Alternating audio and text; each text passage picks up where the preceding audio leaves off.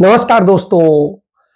हत्यारी विचारधारा के लोग 78 साल बाद भी हत्या की साजिशें रचते हैं। वो सत्य की भी हत्या करते हैं, वो अहिंसा की भी हत्या करते हैं और वो मानवता की भी हत्या करते हैं। वो हर चीज को कुचल देना चाहते हैं, मार देना चाहते हैं। और जब यह साजिश हो रही हो तब हम अपने परम पूज्य सत्य और अहिंसा सबसे बड़े युग पुरुष बापू की और संत महात्मा गांधी के चरणों में नमन करते हैं। इस बात उनकी कर पाएंगी कि हार्ड मान से 78वीं पुण्यतिथि पर उन्हें नमन करते हैं और नमन करते हुए सोचते हैं कि इनको इतने सालों बाद भी सद्बुद्धि नहीं आई। आज भी वो हत्यारी विचारधारा और ज्यादा प्रौढ़ हो गई, और ज्यादा ताकत के साथ हमले कर रही है। जी, आपको याद होगा वो महात्मा गांधी, मोहनदास करमचंद गांधी, जिनकी आज ही के दिन हत्या हुई थी। और यह हत्या करने वाले हत्यारे कौन थे? आरएसएस के लोग। उस आरएसएस के लोग जिसने इस देश की सारी आज व्यवस्थाओं की हत्या कर दी है, संवैधानिक संस्थाओं की हत्या कर दी है और पूरे लोकतंत्र की हत्या कर दी है, संविधान की हत्या कर दी है। जी, आज ये सब कुछ हो रहा है। तब मैं आपसे कह रहा हूं, भारत का गृह मंत्री अमित शाह जाता है असम और असम में कहता है कि नेता प्रतिपक्ष राहुल गांधी को नॉर्थ ईस्ट से नफरत है, दुश्मनी है, इसीलिए वो यहां की संस्कृत के प्रतीक गमछे को फेंक देते हैं, नहीं पहनते। जबकि सत्यता यह नहीं है। सत्यता यह है कि नरेंद्र मोदी सरकार ने चुनावी फायदे के लिए पहली बार भारत के इतिहास में राष्ट्रपति भवन में एट होम के दौरान थीम रखा, जबकि कभी भी ऐसा नहीं होता। और उस थीम के तहत राहुल गांधी को भी वह गमछा दिया गया, असमिया गमछा। उन्होंने उसे पहना और थोड़ी देर बाद उसे उतार के अपने हाथ में ले लिया। यह वो सदैव से करते रहे। उनको वो कभी किसी कार्यक्रम में जाते हैं, कहीं जाते हैं, कोई व्यक्ति कोई कपड़े कोई चीज यदि पहनाता है सम्मान में, वो धारण करते हैं, उसका सम्मान रखते हैं, मान रखते हैं और बाद में उसे उतार देते हैं। हर कोई करता है, कुछ कोई जल्दी करता है, कोई बाद में करता है। तो स्वाभाविक सी बात है राहुल गांधी सामान्य तौर पे यह करते हैं। इसको कह रहे हैं कि उन्होंने अपमान कर दिया। अरे राहुल गांधी ने तो वास्तव में सम्मान किया है। अपमान तो आपने किया है, दुश्मनी तो आपकी है कि जिस नॉर्थ ईस्ट ने आप पर भरोसा किया था, वहां की बेटियों के साथ गैंग रेप और उनकी नग्न परेड आपके समय में निकली। नॉर्थ ईस्ट में नफरत का खेल आपने खेला, नॉर्थ ईस्ट में हिंसा कराने का खेल आपने किया। अपने वोट के लिए एक समुदाय को दूसरे समुदाय से लड़ाना, एक की हत्याएं कराना और सब कुछ करना आपने किया। जब यह सब किया हो तो वो हत्यारे लोग आज राहुल गांधी पे सवाल उठाएं तो स्वाभाविक सी बात है, ये आता है कि ये झूठ बोलने के सिवा, नफरत फैलाने के सिवा कुछ कर ही नहीं सकते, क्योंकि इन्होंने सिर्फ बर्बादी का मंत्र रखा है। और ये हम सब जगह देख रहे हैं। हम देख रहे हैं कि जिस तरीके से ये वायदे करते हैं, सब कुछ करते हैं, असल में सबको नाश करते हैं। चाहे उसका उदाहरण बिहार से ले लीजिए, चाहे उसका उदाहरण उड़ीसा से ले लीजिए, चाहे उसका उदाहरण उत्तर प्रदेश से ले लीजिए या कहीं से ले लीजिए, और झूठे वायदे करते हैं। जी, यही इनका सच है। जब इनका सच हो तब निश्चित रूप से आता है। महात्मा गांधी एक ऐसी सोच थे, जो सोच कभी किसी एक साम्राज्य ने, जो नफरत की विचारधारा ने और अहंकारी सत्ता को ने मिटाने की बात थी। तब महात्मा गांधी ने हमें आजादी दी। वो आजादी का जो मूल मंत्र दिया वो यह दिया कि सत्ता की ताकत से बड़ी सत्य की ताकत होती है और सत्य का मार्ग होता है। हिंसा व भय से बड़े अहिंसा और साहस होते हैं। जी, यह सिखाया। यही तो राहुल गांधी करते हैं। और जब राहुल गांधी इस पर चलते हैं तो इन्हें तकलीफ हो जाती है। तो राहुल गांधी का चरित्र की हत्या करने की ये साजिशें लगातार कर रहे हैं और हम ये 2012 से देख रहे हैं। तो 14 साल से जो लोग यह साजिश रच रहे हो वो कहेंगे कि राहुल गांधी ये कर रहे हैं। जब महात्मा गांधी की हत्या हुई तो लॉर्ड माउंटबेटन ने कहा कि ब्रिटिश हुकूमत अपने काल पर्यंत कलंक से बच गई कि आपकी हत्या आपके देश के, आपके राज्य और आपके लोगों ने की। यदि इतिहास इसका निष्पक्ष मूल्यांकन कर सका तो आपको ईसा यानी यीशु मसीह और बुद्ध की कोट में बराबर रखेगा। कोई कौम इतनी कृतज्ञ और खुदगर्ज कैसे हो सकती है जो अपने पिता तुल्य मार्गदर्शक की छाती छलनी कर दे। यह नृशंस बर्बर नरभक्षी कबीलों में भी नहीं होता है। उस पर निर्लज्जता ये कि इन्हें इस कृत्य का अफसोस तक नहीं है। जी हां, आज भी ये गोडसे को पूजते नजर आते हैं, ये सावरकर को पूजते नजर आते हैं। तो गांधी की हत्या करने वालों को यदि ये पूजते हैं तो अब आप समझ लीजिए यह सत्य है। इसीलिए इन्हें राहुल गांधी से नफरत होती है, क्योंकि राहुल गांधी महात्मा गांधी की बात करते हैं। तो ये झूठ फैलाते हैं, नफरत फैलाते हैं। गांधी की हत्या आरएसएस ने कराई और उसकी पूरी साजिश थी। यह बात 11 सितंबर 1948 को अपनी एक चिट्ठी में सरदार वल्लभ भाई पटेल ने इनके आरएसएस के प्रमुख एमएस गोवालकर को लिखा था और कहा था आपकी आरएसएस की नफरत की विचारधारा ने हत्या कर दी महापुरुष की, युग पुरुष की, राष्ट्रपिता की। जी, यह बात सरदार पटेल ने कही थी। लेकिन आज ये झूठ बोलने के लिए दूरदर्शन से झूठ बुलवाते हैं कि सरदार पटेल ने तो कहा था कि आरएसएस का कोई सबूत नहीं मिल रहा है। यह जबकि सरदार पटेल ने यह चिट्ठी उसमें लिखी थी जब नेहरू जी ने कहा था कि तत्काल कार्रवाई क्यों नहीं कर रहे। तब उन्होंने कहा था कि अभी सूचनाएं नहीं पूरी आ पा रही हैं, क्योंकि जितनी सूचनाएं आती हैं उनमें बहुत सी गलत होती हैं। तो यह स्थिति, ये नफरत की विचारधारा से बने हैं। तो वो हमें देखने को मिला जो इन्होंने यूजीसी का नियम लाया। यूजीसी का नियम जो संसदीय कमेटी ने, दिग्विजय सिंह की कमेटी ने दिया था, उसमें मोहब्बत की विचारधारा थी, न्याय की विचारधारा थी कि पिछड़ों को न्याय मिले, दलितों को न्याय मिले, आदिवासियों को न्याय मिले और उन्हें सभी जो खाली पद है उनके समानुपात उन्हें भर्ती किया जाए। जो उनका अधिकार है उन्हें हासिल होना चाहिए।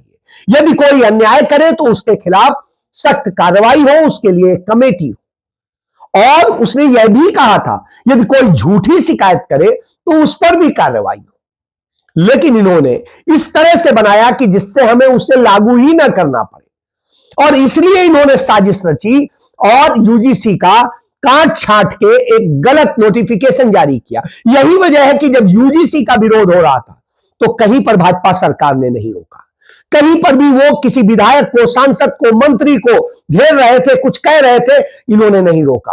वो यह भी कह रहे थे मोदी तेरी कब्र खुदेगी, लेकिन उस पर भी किसी के खिलाफ कोई कार्रवाई नहीं हुई। जबकि छोटे छोटे से नारे लगाने, प्रदर्शन करने के कारण कांग्रेस के तमाम सारे युवक कांग्रेस के हो, यूथ जो छात्र कांग्रेस है उसके हो या मूल कांग्रेस हो, उनके लोगों पे एफआईआर दर्ज कर ली जाती है, गिरफ्तार कर लिया जाता है। आज जब मैं बात कर रहा हूं तो गांधी की हत्या इन्होंने मनरेगा में की। मनरेगा से गांधी का नाम हटा करके और उसे बीबी राम जी करके बिल्कुल जो वास्तविक कल्पना थी गांधी की, उसकी इन्होंने हत्या कर दी। कांग्रेस पार्टी ने इसके विरोध में आज दिल्ली में बड़ा प्रदर्शन किया और देश के तमाम राज्यों में इस पर प्रदर्शन हुए। तमाम बड़े बड़े नेता कांग्रेस के इसमें शामिल हुए।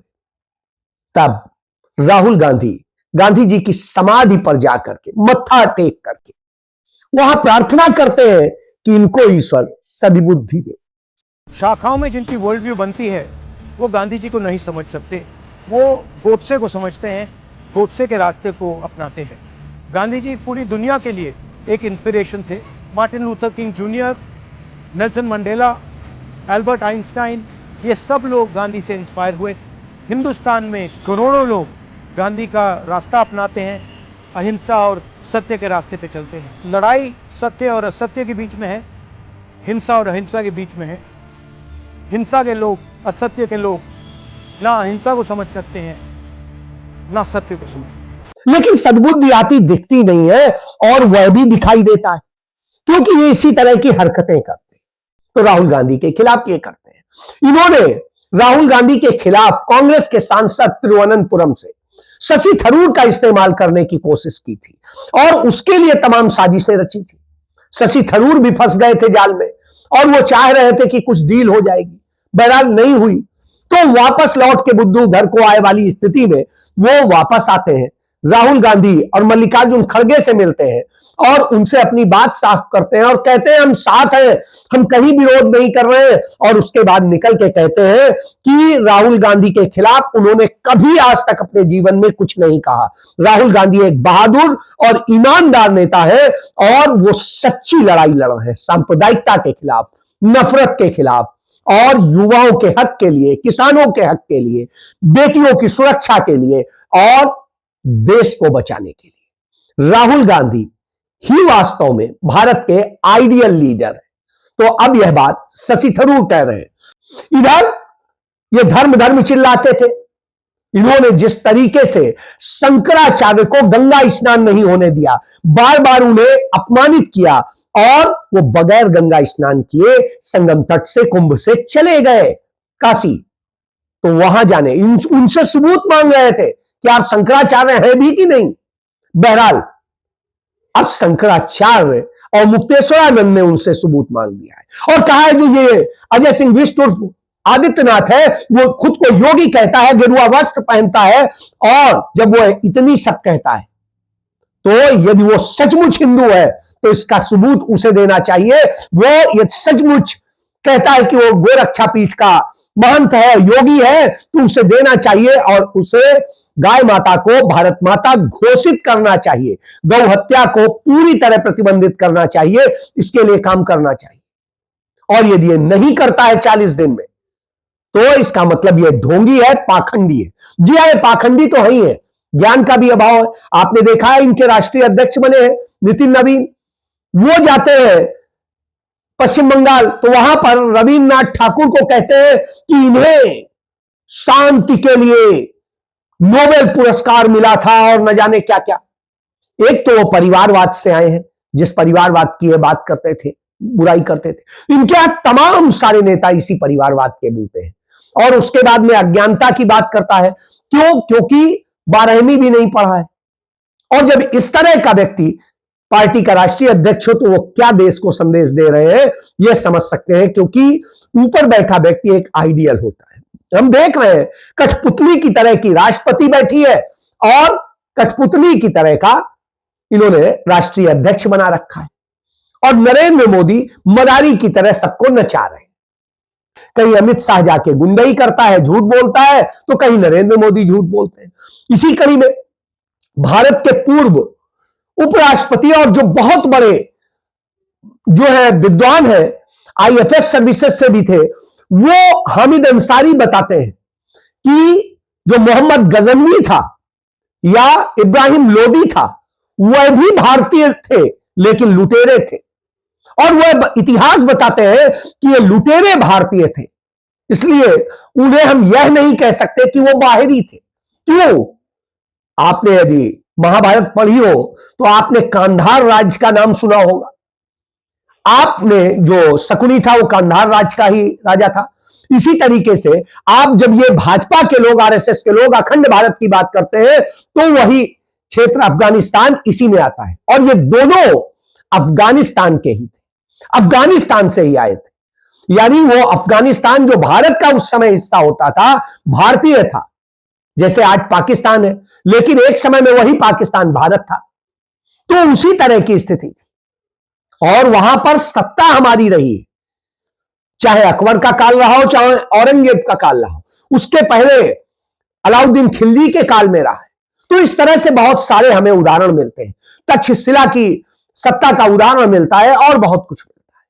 तो इससे आप समझ सकते हैं उन्होंने बिल्कुल सही कहा। लेकिन ये झूठ बोलने वालों को यह भी सच नहीं पचता है और इसलिए उनके खिलाफ नफरत फैलाते हैं कि वो तो मुसलमान है। ये नफरत में हत्याएं करना, नफरत फैलाना, झूठ बोलना, अज्ञानता की बात बोलना और देश को गोबर ज्ञान में व्हाट्सएप यूनिवर्सिटी में समेटना, यही इनका इतिहास।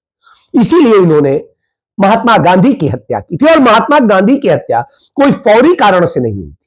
उनकी हत्या के पहले उनको मारने के 5 प्रयास हो चुके थे, यानी 5 बार यह साजिशें हो चुकी थी। एक बार पकड़ा जा चुका था वही गोडसे, लेकिन गांधी जी ने उसे छुड़वा दिया था। इस बार वो मदारी की तरह आया, पांव छुआ और फिर उस बुजुर्ग गांधी के छाती पे 3 गोली उतार। सोचिए कितने ये गंदे हैं। इसी तरह आपके पास आते हैं, पांव छुएंगे, झुकेंगे, बताएंगे और मार देंगे। यही तो नरेंद्र मोदी ने किया है। संविधान के आगे झुका, संविधान को खा रहा है, मार रहा है। इसने संसद के आगे झुका, संसद को मार डाला।